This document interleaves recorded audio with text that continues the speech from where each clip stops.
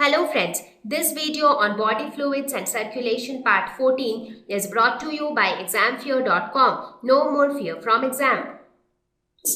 So now let us talk about the main pumping organ of the human circulatory system, that is heart. So let us now talk about the human heart, which is the main organ behind the entire process of circulation, because it is the main pump. If the heart stops pumping, the entire flow of blood will stop throughout the body. So it is a muscular pumping organ. Now please remember that this muscular nature of heart is extremely important, because had the heart not been muscular, it would have not been able to act as a pumping organ, because the heart basically acts as a pumping organ because of its contraction and expansion, and that is possible only because of its muscular nature, that is because of the presence of the muscles. It is located in the thoracic cavity between the lungs. So if you actually look at the location of the heart, this is how it is located. So you have both the lungs on two sides. If this is one lung, this is the left lung, and in between heart is located. It is little tilted towards the left, and that is why you would have observed that the left lung always leaves a little bit of space here. That is, the left lung is always little bit of curved here. That is because the heart is tilted towards the left. The size of the heart is almost equal to the size of a human fist. So it is not that big if you see. It is a small structure, but it controls the entire circulation process. It weighs around 300 grams, which is again not too heavy. It beats around 1 lakh times a day. So the beating of the heart, when I say the heart is beating, so this beating of the heart is nothing but due to the contraction and relaxation of the muscles of the heart. So the muscular nature of heart is extremely important in the functioning of the heart. Now the question is, why does the heart beat and when does the heart beat? So this beating of heart will be understood only when we actually know how this entire process of circulation happens. Then you'll get to know that when do we say that the heart is beating.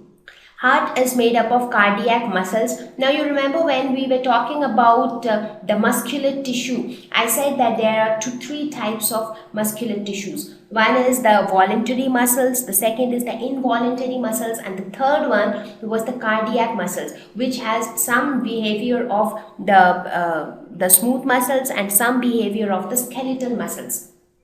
So these cardiac muscles are exclusively present in the heart, and one speciality of the cardiac muscles is that they can actually get signaled on their own. They do not need a signal from the brain always. Now we will see what does that mean. It is due to the presence of this cardiac muscles that the cardiac contraction or the cardiac movements of the heart is possible. So we will see what is the speciality of these muscles. So let us quickly look at the structure of the heart. Now heart is protected by a double layered membrane, which is known as the pericardium. So like two layers, one layer and two layers, and in between these two layers a fluid is present which is known as the pericardial fluid.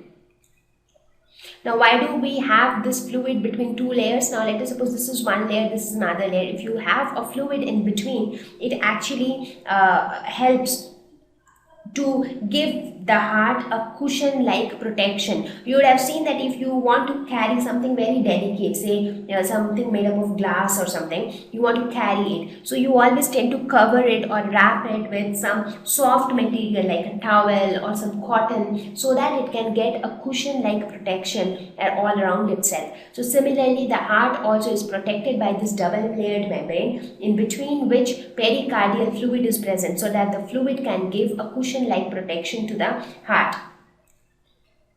It is a 4-chambered structure, that is, there are 4 chambers, 2 auricles and 2 ventricles. Now as I said, auricles are the receiving chambers, AIR, ventricles are the pumping chambers, that is VIP. Now if you talk about their size, auricles are comparatively smaller when compared to the ventricles. If you see, this is the right auricle, this is the left auricle, this is the right ventricle, and this is the left ventricle. So auricles are smaller than the ventricles. Now the auricles are separated from the ventricles by a structure called coronary sulcus. So this side is the upper side is the auricle, lower side is the ventricle. So upper and lower sides are separated by a coronary sulcus, which is a tissue like a kind of a structure, which or a groove kind of a structure you can say, which divides auricles from ventricles. Similarly, the two auricles are also separated from each other. For example, right and left auricle are separated from each other by interauricular septum, which is nothing but a thin muscular wall. So if this is the heart, let us suppose this is the heart, and it is divided into 4 chambers, that is right auricle, left auricle, right ventricle and left ventricle. So these auricles and ventricles are separated by coronary sulcus, which is a groove like structure. Right auricle and left auricle are separated by the interauricular septum. Similarly, the right ventricle and the left ventricle are separated by the interventricular septum. So this is interventricular septum. So one important thing to note here is that the interauricular septum is like a thin muscular wall. So this is a muscular wall, so that means this can also expand and contract, and it is quite thin. Whereas if you talk about the interventricular septum, it is quite thick walled. Now, why is it thick walled? Why is the interventricular septum thick walled but the auricular septum is thin walled? That is because the blood which flows out of the ventricles, they actually flow out at a very high pressure. And in order to manage that high pressure, you need thick walled vessels. Otherwise, what will happen if blood is flowing at a very high speed under very high pressure? It will actually leak out through thin walls. So that is why, in order to manage with the high pressure of blood in the ventricles, the ventricles themselves are also thick walled, and the interventricular septum is also thick walled when compared to the interauricular septum. So this is a brief idea about the structure of the human heart. So now we will talk about the various valves which are present in the heart. Now in the heart, these 4 chambers are there, but how to regulate the flow of blood from one chamber to another? How do we know when the blood has to be there in the right auricle, when it has to flow into the left ventricle, again when it should not flow back to the right auricle? How to manage or regulate all those stuff? So for that, there are several valves which are present inside the heart between these chambers, and these regulators are known as valves. So let us look at the various types of valves which are present in the heart. So let us now see what are the different valves present in the heart. Now each valve opens one way and controls the flow of blood. As I said, valves are exactly similar to the doors which we have in our house. They regulate the entry and exit of particles. So here the purpose of valve is to control or regulate the flow of blood. So all the valves which are present inside the heart, they open only one way. So they do not allow backflow. So that is how they have been constructed. So let us see what are the different types of valves. Pulmonary valve. So where is it present?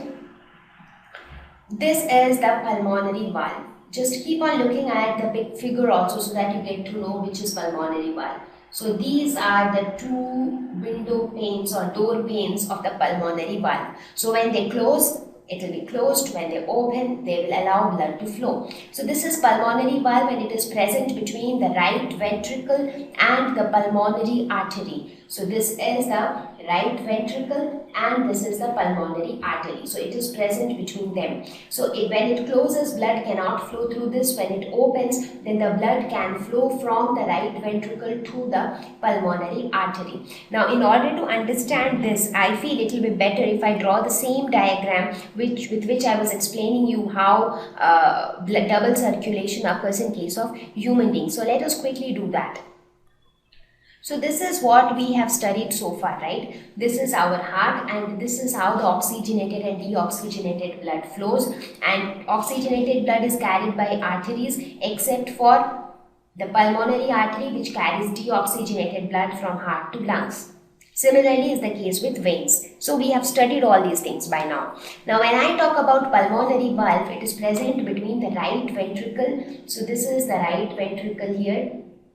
and the pulmonary artery. So this is the pulmonary artery which is going to carry this deoxygenated blood to the lungs. So in between these two is the pulmonary valve present. So pulmonary valve is present between right ventricle and the pulmonary artery. So this is the right ventricle and this is the pulmonary artery. So when this valve is open, only then blood can flow, only then the deoxygenated blood can flow to the lungs. So when this valve is closed, it cannot flow to the lungs. Now why I drew this figure is because till now we have been explaining using this figure, so you might get confused with this diagram. So in order to simplify this, I drew this. The next one is the tricuspid valve. It is present between right auricle and right ventricle. So this is the tricuspid valve and it is present between right auricle and right ventricle.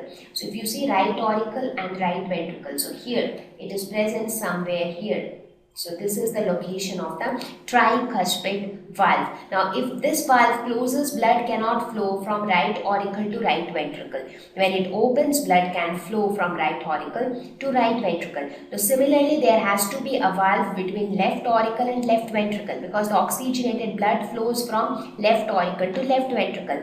And for that purpose, we have the bicuspid valve, which is also known as mitral valve. So these are the two valves which are present between the respective auricles and the ventricles. So here if you see, this is the mitral valve or the bicuspid valve, this one. Now why this is known as tricuspid and bicuspid? Because tricuspid valve, the structure wise, it has got three cusps or three flap like structures, and that is why it is called tricuspid. Similarly, bicuspid valve has got two cusps, so it is called bicuspid. And then the last valve, that is the aortic valve. It is present between the left ventricle and the aorta. So where is the left ventricle? This is the left ventricle and the aorta. That is, what is aorta? It is the largest artery. So it carries the oxygenated blood. So if you see, this is the left ventricle and this is the oxygenated blood which is carried by the arteries. Like many arteries carry this, but aorta is the largest artery which collects it, and from there then it goes through many arteries to different parts of the body. So here also if you see, this is the aorta. And this is the left ventricle, and this pink colored structure or orange colored structure is aorta. So here you have the aortic valve. So what happens? From the left ventricle, the oxygenated blood goes into the aorta. From aorta, it goes through different arteries to different parts of the body. So here you have the aortic valve. So now you understood where all we needed a valve inside the heart. Wherever the blood has to flow from one chamber to another or from one chamber to some other artery or vein, we need a valve to regulate the flow of blood. So for that we needed a valve between right auricle, right ventricle, we have tricuspid. We needed a valve between left auricle, left ventricle, so we have bicuspid. We needed a valve between right ventricle and the pulmonary artery, so we have pulmonary valve. Similarly, we needed a valve between left ventricle and the arteries or aorta, so we have the aortic valve. So these are the four valves which actually is going to control the flow of blood within the heart, and they play a very important role in the process of circulation of blood. Thank you. Please visit www.examfear.com to watch more videos, attempt free online test, get free study material, find tutors and mentors. Thank you once again.